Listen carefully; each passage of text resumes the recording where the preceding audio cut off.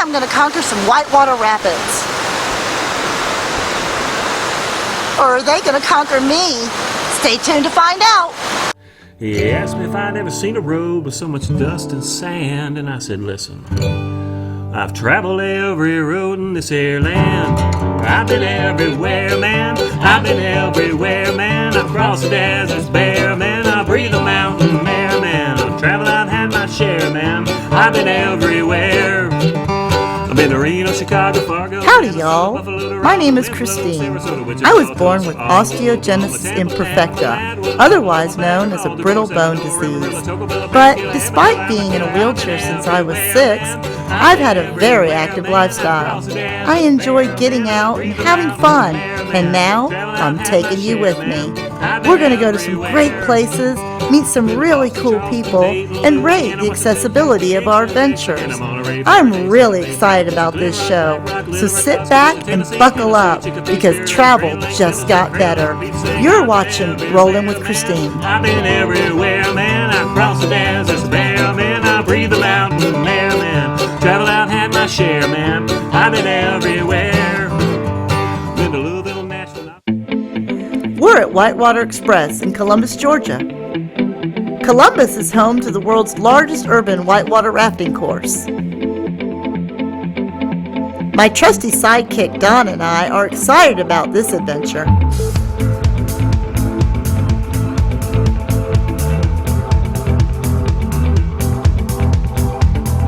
Our first order of business is to meet our guide and learn the tricks and tips about safety and paddling techniques.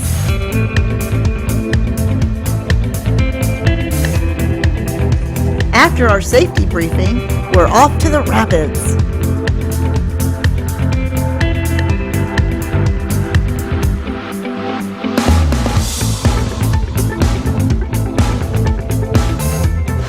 Bradley at Whitewater Express, and he's going to tell us about our rapids. That's right. So today we're going to be doing 2.5 miles of anywhere from Class 2 to Class 3 plus rapids.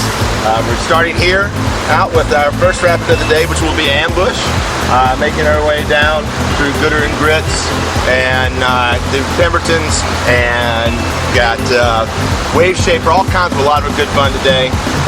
Big excitement, big water, and it's going to be big time. So yeah, you excited? I am scared. Yeah, a little nervous.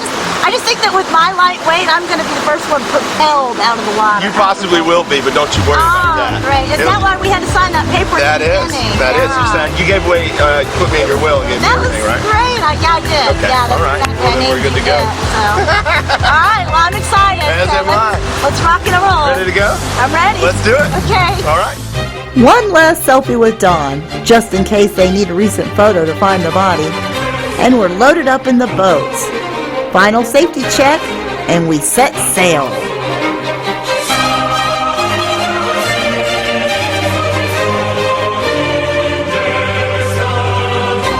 Our first rapid was Ambush. From a distance, it looked intimidating. But once we were in it, I realized it wasn't so bad.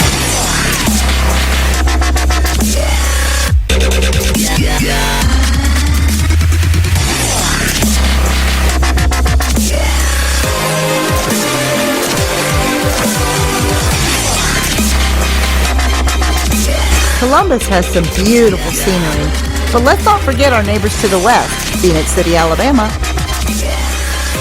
Our safety guide, Jason, was never far away.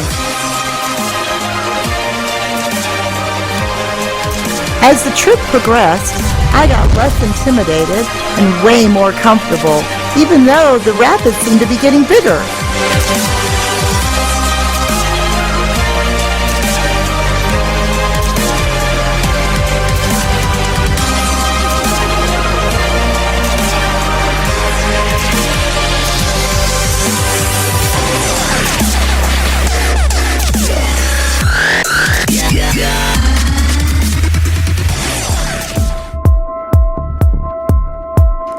The Nature Surf Rapid was really great. The boat just kind of sits in place and surfs while we're all getting drenched with water.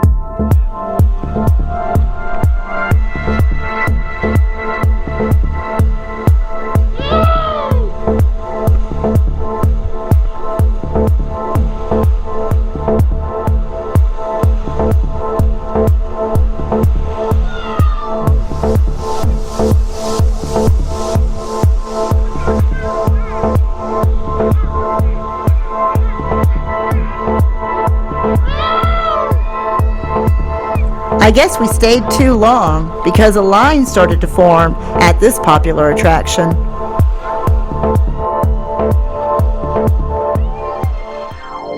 Our boat got an extra treat when we went to the lazy river. Brentley was an excellent guide. He was also very knowledgeable about the history of the Chattahoochee River.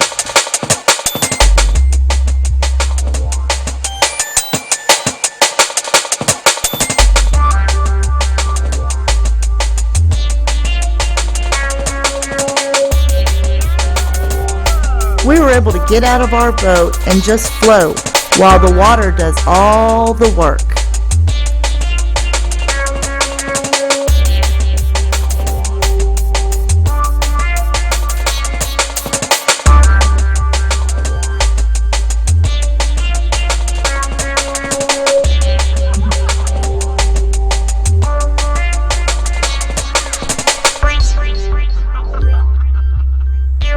After the float, but before continuing on, we had to do something very important. We had to put on war paint to please the gods of the Chattahoochee, or at least that's what Brentley told us. Of course, at the end of the float, I noticed that nobody else was wearing war paint.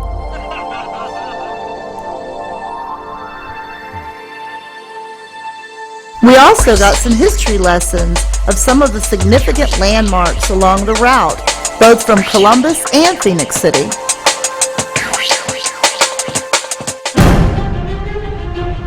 The last rapid, the Wave Shaper, was one of the biggest ones. I thought I was coming out of the boat for sure, but the gods of the Chattahoochee kept me safe. Good thing I had my war paint on.